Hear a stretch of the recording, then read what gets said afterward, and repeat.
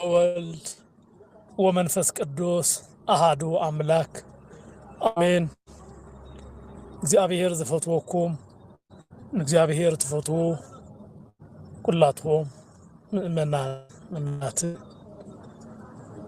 እግዚአብሔር ሰላም ምስኩላትና ይሁን ከመውዒላትኩም ከመይቀኒያትኩም አሜን። እግዚአብሔር አምላኽና ሽሙ ዝተመስገነ ይሁነልና። ናይ ቅዱሳን ናይ ድንግል ማርያም በረከት ረድኤት አማላድነት አይፈለየና። ናይ ቅዱሳን መላእክቲ ተራዳኢነት ናይ ነቢያት ናይ ሐዋርያት ናይ ጻድቃን ናይ ሰማዕታት ሁሉ አማላድነት ምስ ሁላትና ይሁን። ሎማዓንቲ ዓረቢ እዩ ዕለተ ዓረቢ ሁሉ ጊዜ ናይ ንስሓ ትምህርቲ ንምሃርላ ጊዜ ስለ ዝኾነት ሁላትና እቲ ሓለፈ ዝጀመርናዮ ትምህርቲ ኢና ክንኸድ ማለት እዩ። ሰባት ንስሓ መስኣተው ሂወቶም ከመይ ገይሮም ክሕልውዎ ይግባእ ዝብል ሓሳብ ኣለና። ብዝሓለፈ ናይ ንስሓ ሂወት ምክልኻል ብዝብል ተነጋግርና ነርና። ሎሚ እውን ካብኡ ዝቐፀለ እዩ ክኾን ማለት እዩ እቲ ትምህርትና። ምክንያቱ ብዙሓት ናብ ንስሓ ሂወት ይመፁ እዮም። ናብ ንስሓ ሂወት ምስ መፁ ከዓኒ ተመሊሶም ናብ ሓጢኣት ዝኣትውሉ አጋጣሚ ኣሎ እሞ ካብ ከምዚ ዝበለ ዓይነት ጥፍኣት ካብ ከምዚ ዓይነት ጉድለት ሰባት ብኸመይ ክሕልው ይግባእ፣ ንስሓ ምስ ኣተውና ከመይ ዓይነት ሂወት ክህልውና ዝግባእ ዝብል ሓሳብ ክንሪእና ማለት እዩ። እግዚአብሔር አምላኽ ቃሉ ገሊፁ ክምህረና ፍቃዱ ይኹን። ብርሃን ምስ ጸልማት እንታይ ሕብረት ኣለዎ ዝብል ናይ መጽሓፍ ቃል ኣሎ። ንሱ እውን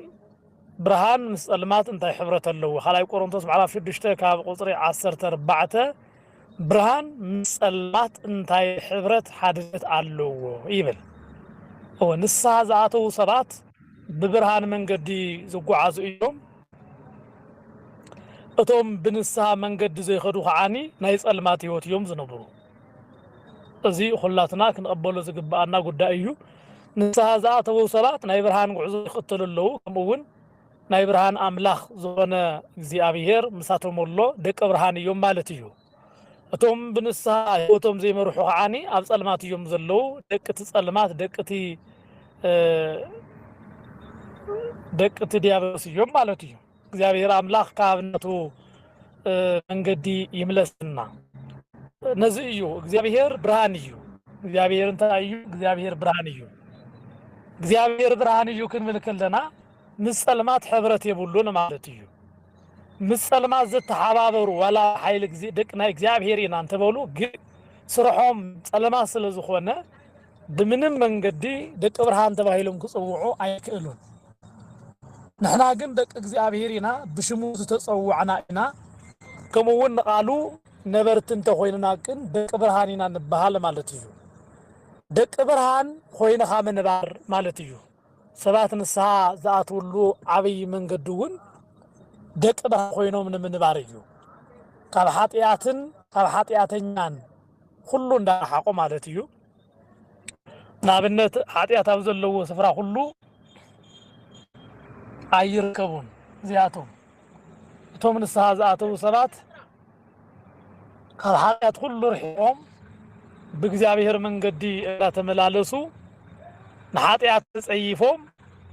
ንጸልማት ተጸይፎም ብብርሃን ሂወት ዝመላለሱ ሰባት እዮም። በዚ መንገዲ ከዓ ደቂ ብርሃን ተባሂሎም ይጽውዑ። ንስሓ ዝኣተው ሰባት ደቂ ብርሃን ካብ ዝኾኑላ ዕለት ጀሚሮም እቲ ውልደቶም እቲ እግዚአብሔር ዝተባሃሉሉ መንነቶም ግን ክሕልውዎ ይግባእ። ከመይ ገይሮም እዮም እዚ ሂወቶም ክሕልውዎ ዝግባእ ክበሃል ከሎ ከዓኒ ንስሓ ዝኣተወ ሰብ ናብ ብርሃን ዝወፅአ ካብ ዘፍርሕ ካብ ዘጭንቕ ጸልማት ዝወፅአ ስለ ዝኾነ እቲ ሂወቱ ስናይ ሂወቱ ምዃኑ ርእዩ። ብፈተና ዝተኸበበ ምዃኑ እንኳ እንተፈለጠ ነገር ግን ካብቲ ናይ ብርሃን ስራሑ ከይፍለ ክጥንቀቕ ይግብኦ። እግዚአብሔር ኣብ ጸልማትን ኣብ ብርሃንን ዘሎ ኣብ መንጎኦም ዘሎ ኣፈላላይ ክነግረና ከሎ እግዚአብሔር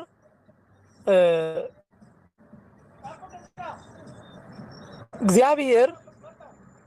ብርሃን ሰናይ መሆኑ ረአየ እግዚአብሔር ብርሃንን ጸልማትን ፈለየ ኢሉ ኣብ ክልቶም ዘሎ ኣፈላላይ ክንደየናይ ከም ዝኾነ ነጊሩና ኣሎ እዚ ናይ ብርሃንን ናይ ጸልማትን ዳይ ገና ፀሓይ ከይተፈጥረት ፀሓይ ዝተፈጥረትሉ ረውዕ እዩ በእግዚአብሔር ግን ብዛዕባ ብርሃንን ጸልማትን ዝናገረና ዘሎ ግን ኣብ ናይ መጀመርታ ዕለት ኣብ ሰንት ወይ ከዓ ኣብ ናይ መጀመርታ ፍጥረት እዩ እግዚአብሔር ብርሃንን ጸልማትን ክፈልይ ከሎ ኣብ መንጎኦም ዘሎ ኣዝዩ ዝተፈላለየ መንገዲ ምዃኑ ይረዳኣና ኣሎ ማለት እዩ እንደዚህ እውን ቅዱስ ጳውሎስ ብርሃን ምስ ጸልማት እንታይ ሕብረት ኣለዎ ክብል ገሊጹልና ኣሎ ንስሓ ዝኣተወ ሰብን ንስሓ ዘይኣተወ ሰብን ኣብ ክልቲኦም ዘሎ ኣፈላላይ ናይ ብርሃንን ጸልማትን እዩ ናይ ብርሃንን ጸልማትን ብርሃንን ኣብ ጸልማትን ዘሎ ኣፈላላይ ከም ዝፍለጥ እዚ ብንስሓ ህይወት ዝመላለስን ንስሓ ህይወቱ ዝኣተወላ ናይ ንስሓ ግዜኡ ዝሕልውን ኣብ ክልቲኦም ዘሎ ህይወት ክብርሃንን ጸልማትን እዩ ማለት እዩ ነዚ እዩ ናይ ንስሓ ህይወትና ንስሓ ምስኣተወ ሰባት ሰቂልና ክንገድፎም ዝግባአና ከይኾነ ኩል ግዜ ህይወቶም ተጠናኺሩ ናብ መንፈሳዊ ዕቤት ከዓብይሉ ዝኽእል ደረጃ ከዓብይሉ ዝኽእል ዕቤት ዘለዎ ህይወት ኾን ከም ዝግባኦ ደጋጊምና ንዛረበ ዘለና ተኽሊ ምስ ተተኽለ ማይ ተዘይሰትዩ ኾስኳስ ተዘይተገይሩሉ ዝተፈላለየ ነገር ብዒ ተዘይተገይሩሉ እቲ ተኽሊ ክዓቢ ይክእልን ኣብ ንስሓ ህይወት ዘሎ ናብ ንስሓ ዝመፀ ሰብ እውን ሓደ ግዜ ንስሓ ስለ ዝኣተወ እቲ ነፍሲ ኣቦ እውን ክገድፎ የብሉን እቲ ንስሓ ዝኣተወ ሰብ እውን በቃ ሓደ ግዜ ንስሓ ኣትየለኹ እሞ ከም ድሌታትኹን ህይወተይ ነፍሰይ ኢሉ ዝሓጋ ኣይኮነን ምክንያቱ እታ ህይወትና ኩሉ ግዜ ምንክብኻብ ዘድልያ ስለ ዝኾነት ኩሉ ግዜ ናብ ጸልማት ጎዳና ከይትኸይድ ክከላኸላት ትገባና ህይወት ስለ ዝኾነት ህይወትና ናብ ሓጢያት ጎዳና ከይኸድ ምእንታን ክንሕብሕቦ ስለ ዝግባአና እዚ ብርሃንን ጸልማትን ኣብ መንጎ ንስሓ ዝኣተውን ዘይኣተውን ዘይርአየና ጉዳይ እዩ እቶም ኣብ ንስሓ መንገዲ ዘይመፁ ሰባት በዓል መን እዮም ከመይ ዝበሉ እዮም ተተባሂሉ ኣብ ናይ ሓጢያት ስፍራ ዘለዉ ዘመኖም ኩሉ ብርኽሰት ዝመርሑ ሎሚ በዲሎም ጽባሕ እውን ንምብዳል ትልሚ ዘውፅኡ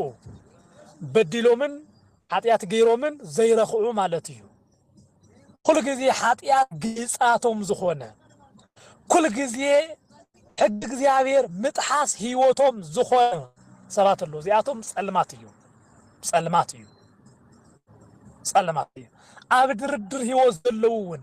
ጻዶ ድሕር ጽባሕ እንዳበሉ እንዳወላወሉ ክልተ ልቢ ሒዞም ዘለዉ እዚኣቶም እውን ጸልማት እዩ ጸልማት እዩ ብንስሓ ህይወት ዘለዉ ከዓኒ ብዝኸበደ ኩነታት ዋላ ህይወቶም እንዳመርሑ ካብቲ ብርሃን ክርስቶስ ግን ዘይተፈለዩ እዮም ካብቶም ኣብ ዓለም ዘለዉ ዝተመቻቸ ኩነታት ረኺቦም እግዚአብሔር ጻውዒት ገይርሎም ናብኡ ዘይመፁ እዚኣቶም ጸልማት ካባቶም እዚኣቶም ግን ዝተፈለዩ እዮም እዞም ካብ ጸልማት ዝተፈለዩ ሰባት ግን ህይወት ንስሓኦም ከመይ ገይሮም ክሕልውዋ ይግባእ እዚ ክሕልውዋ ዝግባእ ንዝብል ንስሓ ዝኾነና ኣብ ብርሃን ከም ዘለዉ ፈሊጦም ንጸልማት ዘይመኻድ እዩ ናብ ጸልማት ዝኸደ ሰብ ብዙሕ ሓደጋ ከበፅሖ ይኽእል እዩ ኣንበሳ ክበልዖ ይኽእል ወይ ከዓ ክሰብሮ ይኽእል እዩ ከምኡ እውን ዝብኢ ክበልዖ ይኽእል እዩ ጸልማት ብዓይንኻ ክሪኦ ዘይትኽእል ጸልማት ስለ ዝኾነ ንህይወትካ ሓደጋታት ኣለዎ ጸልማት ስለዚ ኣብ ብርሃን ዘሎ ሰብ ናብ ጸልማት ክኸድ የብሉን ንምንታይ እዞም እዚኣቶም ሁሉ ሓደጋ ከይገጥሙ እቲ ናይ ስጋ እቲ ናይ ዓለም ጸልማት أبسجانا جودا صحكا بخونة أتي بنفسنا سلمات إلنا صوعنا يوخاني نفسي أول بر زم حلالف نبجهنم بسفرة سدد سلخونة نسها زعات وسب نسها زمت أسب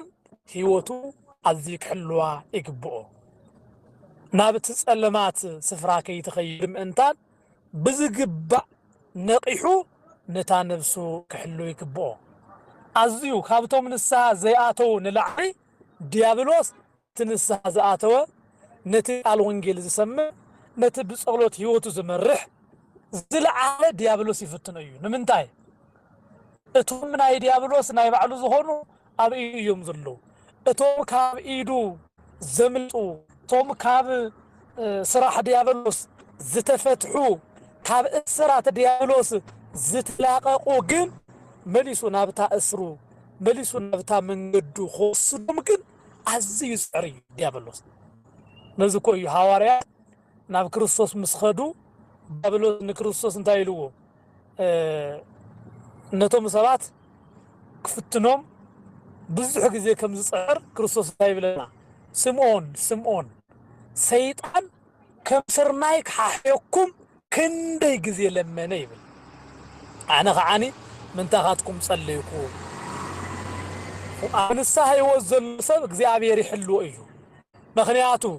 ናብ እግዚአብሔር ደንበ ስለ ዝመጸ ናብ እግዚአብሔር ህብረት ስለ ዝመጸ من يزحلو مالتي እግዚአብሔር መንፈስ ቅዱስ ናብቲ እግዚአብሔር መንፈስ ቅዱስ ዝሕልወሉ ስፍራአቲና ናብኡ ቀሪና ዲያብሎስ ከመጽእ ከሎ እግዚአብሔር ይከላኸለልና እዩ ዲያብሎስ ግን ካብቶም ኣብ ኢዱ ዘለው ንላዕሊ ግን ካብ ኢዱ ንዝወፁ ናብ ብርሃን ህይወት ንዝኸዱ ንኽፍትን ኣዝዩ ይጽዕር እዩ نزيو نسها زعاتو هيوتهم كاو خلون العلي بزبلة من قدي خقوص عصق حلو زقبهم نساتهم عبرهان كم زلو فليتهم نافس ألمات كسحبهم نزخيل ديابلوس بر خفتو كم زي يقبهم متحفتي نقرون لنا اللو مالتيو متهم كم زفلت حقي زتحاسو دامن هيوانن كمون نوح زمن زنبرو سبات أبو زلو سبات نتي بسلماتنا برهان زلو سبات مللي غير خامر يكاليو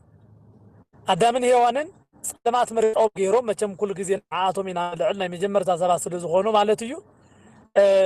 ምርጫት سلمات غيرو ማብቲ سلمات ሕብረት ስለዝኸዱ ብዙሕ ነገር መከራኦም ተቀቢሎም እዮም ኣብ ኣዳም ኣብ ኖህ ዘመን ዘሎ ጉዳይ ክንርኢ ከለና ኸዓኒ ኖህ ኣቦና ኖህ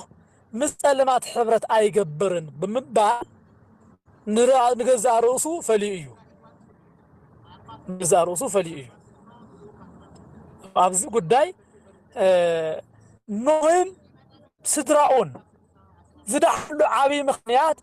ምስ ናይ ጸልማት ሕብረት ስለዘይሓበሩ ምስ ጸልማት ሕብረት ስለዘይፈጠሩ ንጥፋት ስለዘይሓገዙ ኣብ ብርሃን ህይወቱ ክወፅእ ፈቃደኛ ከይኾነ ስለዝተረፈ እግዚአብሔር ኣድሕንዎ ኣሎ ኣብ መንጎ ኖህን ኣብ መንጎ ኣብቲ ብኖህ ዝነበሩ ሰባትን ከም ማለት እዩ ኣብ መንጎ ሎጥን ሰዶምን ከም ዘሎ ህይወት ማለት እዩ ሰባት ሁሉ ክብድሉ ከለው ኖህ ግን ክብድል ኣይደለየን ምክንያቱ ውድ ብርሃን ስለዝኾነ ብርሃን መንገዲ ተፈልዩ ማለት እዩ ኣብ ንስሓ ህይወት ዘለውን ብንስሓ ህይወቶም ዝመርሑን ብንስሓ ህይወት ንኦም ዘይመርሑን ሰባት ዘሎ ህይወት ብኸምዚ መንገዲ ምርኣይ ይከኣል እዩ ዝገርመኒ ነገር እቲ ናይ ንስሓ ህይወት ብዙሕ ነገር ዘኽፍል ተዝኾን ነይሩ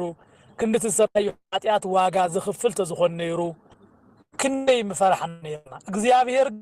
ናትና ጉዳይ ስለዝፈልጦ ዘቕመጦም ቀኖናታት ዝሃበና ሕግታት ግን ኣዝዮም ቀለልቲ እዮም ምክንያቱ ንሱ ሸኽሚ ከብዝሓልና ዘይደሊ ኩሉ ግዜ ሸኽምና ዝኸበደና ምዃንና ስለዝፈልጥ እግዚአብሔር ኣቕሊልልና ምክንያቱ ብሰንኪ እቲ ናይ ህይወት أي نحن نسا هيوت كنواصو سلزي نخل نسا هيوت خنمص أيدلنا إنا أب እግዚአብሔር قدم كينغور مرب انتان እግዚአብሔር أقدمو اتناي نسا هيوتنا أقليلنا እግዚአብሔር يمسገን ስለዚህ እግዚአብሔር ካብ ጸልማት ሕብረት ንኽወጽ ዝገበረልና ህይወት ብጣዕሚ ቀሊል እዩ ብጣዕሚ ቀሊል እዩ ተቀለለ ህይወት ምኽታል ናትና ጉዳይ እዩ እና ብንስሓ ህይወት ዘለዎ ሰባት ካብ ጸልማት ህይወት ተፈልዩ ስለ ዝኾኑ ህይወቶም ክሕሉ እንታን ብብርሃንን ብጸልማትን ምስላ ገይሩ እግዚአብሔር ይነግረና ኣሎ ከምቲ ተናገርናዮ ኖህ ندقو كابت ጸልማት ዓለም ፈልዩ አድሕንዎም ካብ ጸልማት ዓለም እዚ ዓብይ ጉዳይ እዩ አብርሃምውን ካብ ሃገሩ ካብ አዝማዱ ካብ ስፍራ ሁሉ ተፈልዩ እግዚአብሔር ናብ ዘርእዮ ቦታ ናብ ዝኸለለኹ መን ይዞ ስረን ዘሎ ከይበለ እግዚአብሔር ብዝመሃሮ ቃል እግዚአብሔር ብዝመሃሮ ቃል ናብታ እግዚአብሔር ዝመረጸሉ ስፍራ ኸይድሎ ለውን በካህናት ለውን በመምህራን ለውን በጳጳሳት እንዳተነገረና ነገር ግን ናብትን አይንሳ ህይወት ክንመጽ ዘይኻአልና ሰባት አለና ከማ አብርሃም ኾይንና ዝተነገረና ቃል ሰሚዕና በቃል ክንጸንዕ በቃል ክንነብር እግዚአብሔር አምላክ ይርዳና ህይወት አብርሃም ዘገርምና ነገር እንታዩ ተይልኹ ጣዕም ዝገርም ነገር እግዚአብሔር ውጻ ይልዎ አነ ዘርኤካ ቦታ አለን ውጻ ይልዎ እግዚአብሔር በቲ ናይ ብሉይ ኪዳን ዘመን ንማንም አይተራአየን እግዚአብሔር ዝተራአየሉ መዓዝ እዩ በስጋብ ዝተገለጸሉ እዋን እዩ እና አብርሃም እግዚአብሔር ከናግሮ ሆሎ መኒኻ ከመይ ዝበለኻ ኢኻ እስኪ ክደስሰካ በአካል ክርኤካ ዝበለ ሰብ አይነበረን እግዚአብሔር ንዝበሎ ቃል በእምነት ተቀብሉ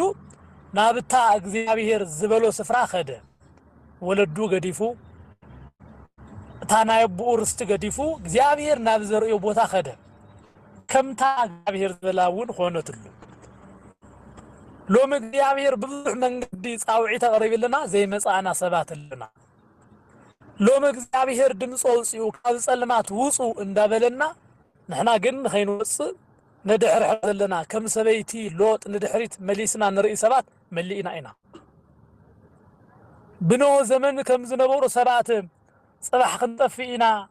لو من بلع نستي كم زبل زلو خويننا إنا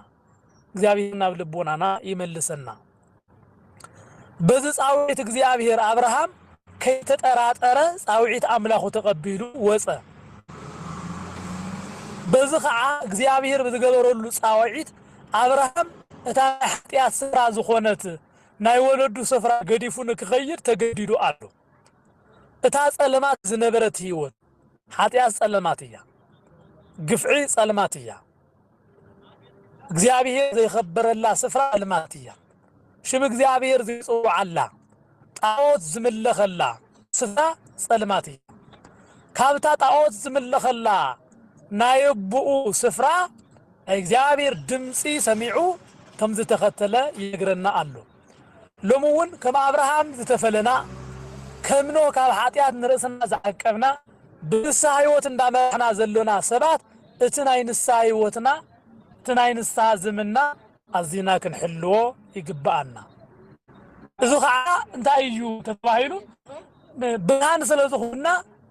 ካብ ጸልማት ንርእስና ምክልኻል ማለት እዩ ናይ ንስሓ ህይወት ምሕላው ማለት ኣብ ብርሃን እየ ዘለኹሞ ናብ ጸልማት መንገዲ ኣይኸድን እየ ኢልካ ምጽናዕ ማለት እዩ ምጽናዕ ማለት እዩ ዳውን ብዛዕባ እዚ ጉዳይ እዚ ምስጉን እዩ ብኽፉእ ምኽሪ ዘይኸደ ምስጉን እዩ ንስሓትዩ ተመሊሱ ናብ ኃጢአት ዘይኸደ ምስጉን እዩ ብኃጢአተኛታት መንገዲ ዘይኸደ ምስጉን እዩ ኣብቶም ናይ ኽፉኣት ወንበር ዘይተቐመጠ ናብ ንስሓ ህይወት ምስ መጻና ተመሊስና ናብ ኃጢአት ክንኸይድ ምናይ ሞት ስለ ዝኾነ ንስሓ ኣተወሰብ ኃጢአት ጎዳና ናይ መከራ ጎዳና ናይ ጥፋት ጎዳና ዝምነን ተኾይኑ ጸልማት ህይወት መሪጾሎ ማለት እዩ ካብቲ ናይ እግዚአብሔር ብርሃን ናይ ዓለም ብርሃን መሪጾሎ ማለት እዩ ካብቲ ናይ መንግስት ሰማያት ናይ ገሃነም ህይወት መሪጾሎ ማለት እዩ ስለዚህ ንስሐ ዝኣተውና ሰባት ነፍስና ክንሕሉ ይግባአና ብትክክል ኣብ ብርሃን ህይወት ከም ዘለና ፈሊጥና ናብ ሓጢያት መንገዲ ከይንኸይድ ንርእስና ክንሕሉ ይግባአና እዚ ክባል ከሎ ካብ ክፉ ዓርኪ ምፍላይ ክፉ ኣመል ካብ ዘለዎ ሰብ ምርሓቅ ብክፉ መንገዲ ካብ ዝኸዱ ምፍላይ ንሓጢያት ገይጽ ገይሮም ካብ ዝብሩ ሰባት ምርሓቅ ሓጢያት ከም ዓብይ ስራሕ ካብ ዝቆፅሩ ሰባት ምርሓቅ ወማቱን ንስሐ ዝኣተውና ስለዝኾንና ትናይ ንስሐ ህይወትና በዚእና ክንገልጾ ንኽእል ማለት እዩ ካብ ሓጢያተኛታትን ክንፍለይ ይግባአና እዚ ከዓ እንታይ ማለት እዩ ብስራሕ ብፍልጠት ብሓሳብ በዚኣቶም ሁሉ ንርእስና ክንፍለይ ይግባአና ማለት እዩ ካብ ውጭ ዝመፁ ናይ ሓጢያት መንገድታት ሁሉ ክንፍለይ ይግባአና ኣብ ቅዱስ ዮሐንስ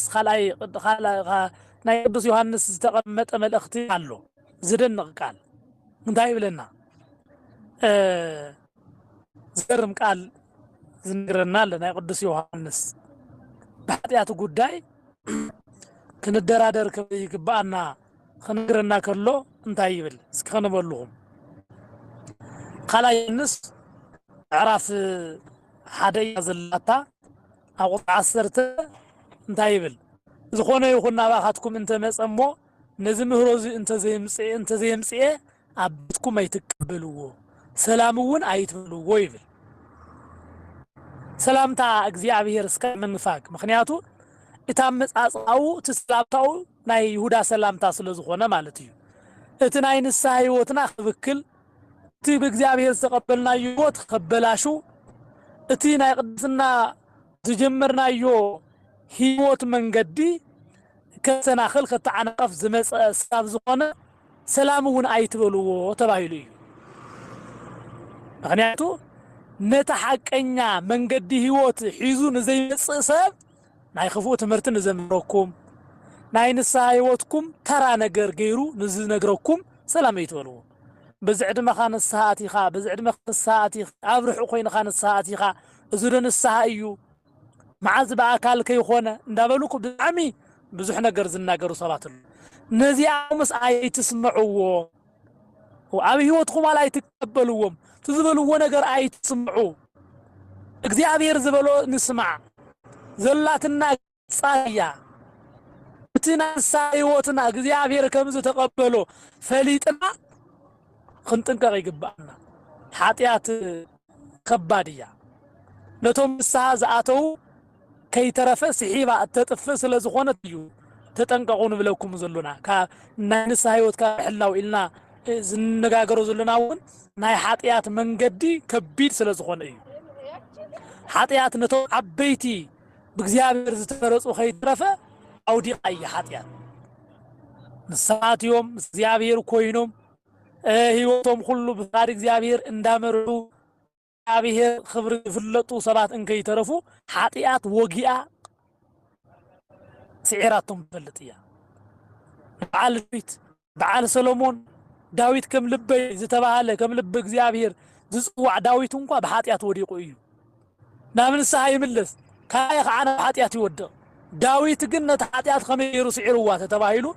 ኩል ግዜ ንዑ ልቦን መሓዝ ግን ነታ ኃጢያት ነታ ስራሕ ዲያብሎስ ስዒርዋ እዩ ካብ ዲያብሎስ ንላዕሊ ንእግዚአብሔር ዝቐርብ ኣይነበረን በዓል ሰሙሶን በዓል ሰሎሞን ነዚኣቶም ጠንካራታት ዝኾኑ فتوت እግዚአብሔር ከውደቀ ኃጢያት ከውደቀ ብሎስ ንዓና ደኣ ንድኹማ ኩል ግዜ ኣብ ልቦናና ናይ ዓለም ትምኒት ንዘሉና ደኣ ከመይ ገይሩ ኩል ግዜ ዘይውድቀና ኩል ግዜ ናንወድቕ ስለዚ ኩል ግዜ ብሰይጣን እንሰናኸል ሰባት ምዃንና ፈሊጥና እታ ናይ ንስሐ ህይወትና ዲያብሎስ ካብታ ዝጸናዕናላ መስቀል ክርስቲያን ህይወትና ከውድቀና كل جزء ديابلوس زدلي نحنا خاني كذا من قد يوت እግዚአብሔር ከይንወጽ ምእታን አዚና ክንጥንቀቅ ይግባአና كل جزء بنقحات خويننا እግዚአብሔር አምላክና ክዝዞ ይግባአና ስለዚህ እግዚአብሔር አምላክ ንዓይን ንዓኻትኩምን ዝብለና ዘሎ بمنقد هيوت كنبر مأنتان بقالو خنير مأنتان يوز نقرنا زلو بغياتو زيابيه خلاتنا بقدسنا هيوت بقدسنا منقدي كنخير يدل إيو سلازي كل جزيه بقدسنا هيوت مسمر خنمسك لنا نيوتنا بتنكاغا خنحلوا يقبعنا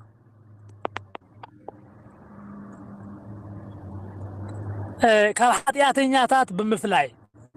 حاتيات نفسنا حلا صفا بزي مخا نفسنا نحات خقابزا نابزخل صفرا زي مخاد كان حاتياتينيا كان حاتيات فتوتي كان حاتيات مفكرت سبات مرحاق مخنياتو نساتهم ناي صلمات مسلا ስለዝኾኑ ካባሎም ክንፍለ ይግባአና ነዚዩ ቤተ ክርስቲያን ነቶም በመንፈቅና መንገድ ዝኸዱ ልቦም ሁሉ አይመለስን ኢሎም አይንመልስን ኢሎም ንዝኸዱ ንበዓል ንስጥሮስ ንበዓል አሪዮስ አውጊዛ ዝፈለየትሉ ምክንያት እንታይ እዩ ካብ ትኽፉ ስራሖም ካብ ትኽፉ በደሎም نخملسو فقادنياتات بزي مخوانو حاتيات كم نجر حاتيات كم سرح غيروم زتقمون زختلون سلازخونو بيت كريستيان او غيزه فلياتو ملا كريستوس ون يهودا قال حاتيات فصوم بيملس مخوانو سلازفلته فلي ويو እግዚአብሔር أبا حواريانتو قديل يهودا نمنتاي እግዚአብሔር ዝመረጾ ነይሩ በሐዋርያነት ደረጃውን ዝተቀመጠ ነይሩ ነገር ግን ትሳት ህይወት በመምራጹ እግዚአብሔር ዝመረጾ ኮይኑ እንዳለው ነገር ግን ናቱ ምርጫ ናይ ጸለማት ህይወት እዩ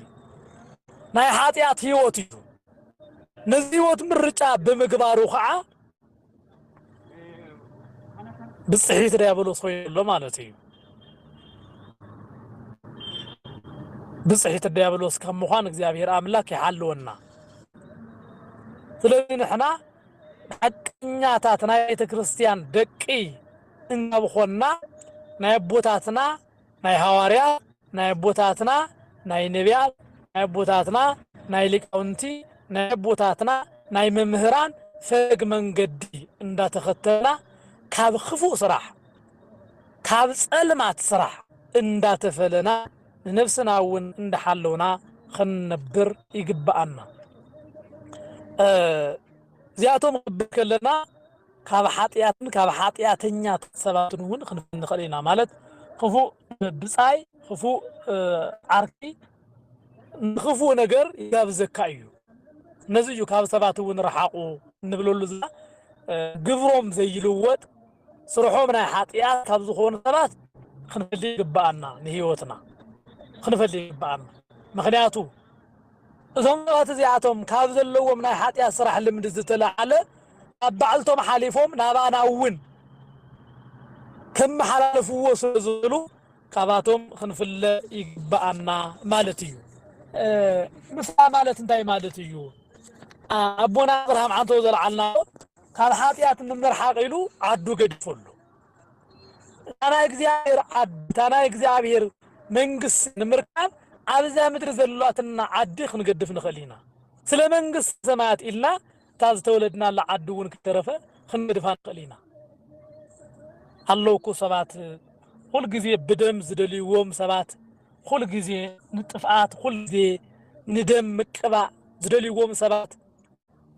ብዙ ጊዜ ከጸገሙዎም ከለው ታይገር ወለድና ካብታ ዝተወለዱላ ዓዲ ነቂሎም ናብ ከሊ ይኸዱ ንምንታ ዲያብሎስ አብልዕሊኦም ክፉ ነገር ከምጽ እንደ حسب مخانو مستردو دم خاب خقبا ازاز تود كل عادي قديفه ناب خالي سفراك خيد لهم يدو اذا هايمانوت زولد ايو فرحزم صوك يخوص هايمانوت زولد ايو ناي هايمانوت تنكاري وصيتيو سبقت الى سبت فيه سبب فناقيله كم منقص سماعت كاب فناقل نزل عالم فرد جهنم كاب خربه إلهم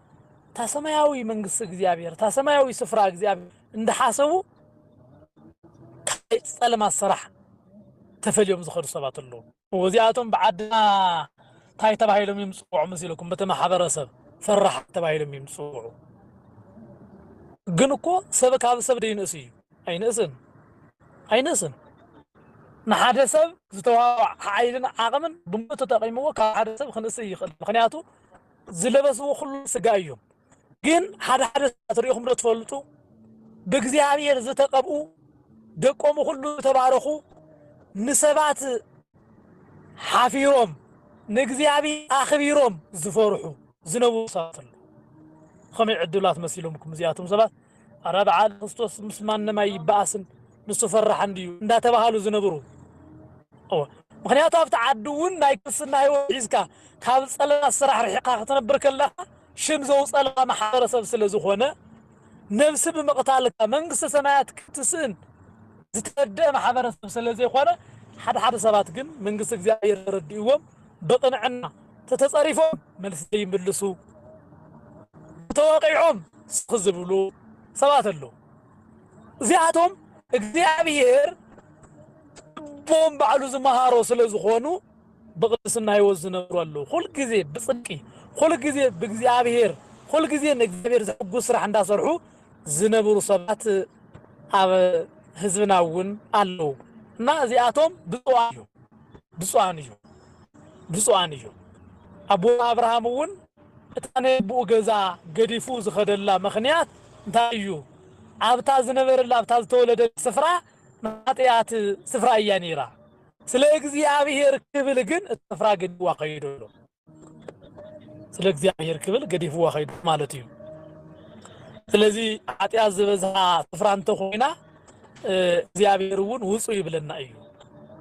ናይንሳ ህይወትን መርሕና አጥያት ዝበዛ ሓላ ስፍራ እንተ ኮይናውን خلق قديتا አለና እዩ ስራሕና ኮሆን ይኽእል ስራሕና ወን ንኽገድፎ ንኽእሊና واو زقصرخو سرح عندي خمي غيره ايكونن